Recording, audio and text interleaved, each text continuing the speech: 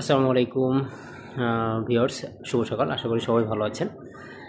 আজকে আপনাদের মাঝে চলে আসছি একটি সতর্কমূলক বিষয়ে বলার জন্য, যেটা বর্তমানে খুবই বেশি হচ্ছে। সেটা হচ্ছে হোয়াটসঅ্যাপ হ্যাক করা, ফোন হ্যাক করা, এগুলো নিয়ে কথা বলবো আর কি। এটা খুবই বেশি দেখা যাচ্ছে আপনার ব্যাংকার বা ভালো জব হোল্ডারদের মাঝখানে এটা বেশি হচ্ছে। এটা হচ্ছে দেখা যায় আপনাকে একটা আননোন নাম্বার থেকে ফোন আসলো, ফোন এসে আপনাকে বলবো যে আমরা ডিবি অফিস থেকে বলতেছি, অথবা বলা হলো যে সেনাবাহিনীর ক্যান্টনমেন্ট থেকে, হেডকোয়ার্টার থেকে বলা হচ্ছে। এই কথা বলবে যে আমরা একজন আসামিকে বা একজন সন্দেহভাজন লোককে ধরার জন্য তার ফোন ট্র্যাক করতে চাচ্ছি, কিন্তু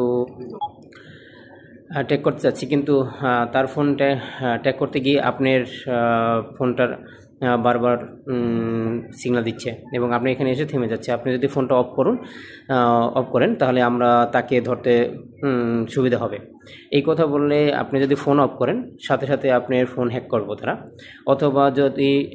অথবা এটা বলতে পারে যে আপনার ফোনটা লাউডে দেন না, এবং যদি আপনি লাউড দেওয়ার ওই মিনি সেকেন্ডের ভিতরে আপনার ফোনটা তারা হ্যাক করতে পারে। এবং শুধু ফোন না, আপনার হোয়াটসঅ্যাপ অথবা ইমো অথবা ভাইবার, যেসব সোশ্যাল মিডিয়া আমরা ইউজ করি, আপনার মেসেঞ্জার, এগুলো হ্যাক করে বিভিন্ন মানুষের কাছে টাকা যেতে পারে বা বিভিন্ন মানুষকে বিভিন্নভাবে প্রতারণার শিকার করতে পারে।